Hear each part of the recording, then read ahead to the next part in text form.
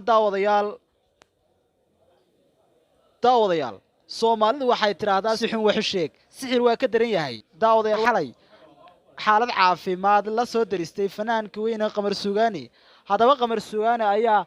muddooyinkii u dambeeyay fanka xoog ku haystay haddaba waxaynu wadaa ogsoonay in xaaskii hore ee Qamar Suugaani ay maalin dhaweyd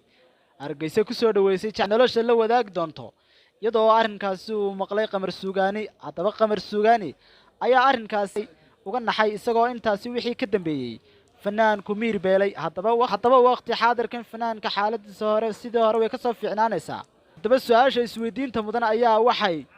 waa maxay sababta uu Qamar Suugaani uga gubanayo arooska uga badaragsan haddaba sababta uga xumaanayo ah iyaduba ay ka xumaatay arooskii Qamar Suugaani oo ay isku dayday ay rabshad ka abuurto isku soo wada duuba muddooyinkii u dambeeyay waxa social media ku soo badan waxyaabaha dhaqan xumada ah ee ay iskuula kacayaan fanaaniinta iyo dadka caanka ka ah badaraha bulshada ama social media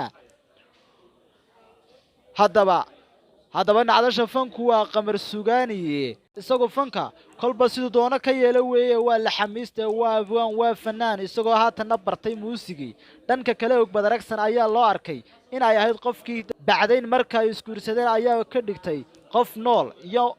nool markii dambe isagoo cilla kaga dhaqaaqay haddaba imaka isagoo Qamar Suugaani qaba Nasiim Sooraan oo ah gabadhii basaasta iyo boorka la isaga tumay daawadayaal intaasi ayaan ku soo haynaa barnaamijkan diyaarinaha jacaylkii ceeshka noqday iyo xaaladda Qamar Suugaani balse intaynaan ka bixin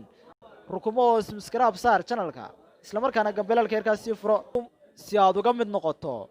team daldugso waana ku soo dhaweynayaa daawadayaal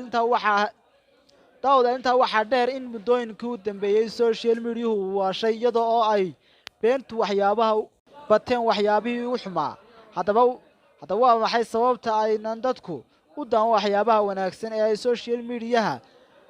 la soo geliyo marka xumaan la soo dhigana ay dadku ugu yaacaan fikirkaaga ula wadaag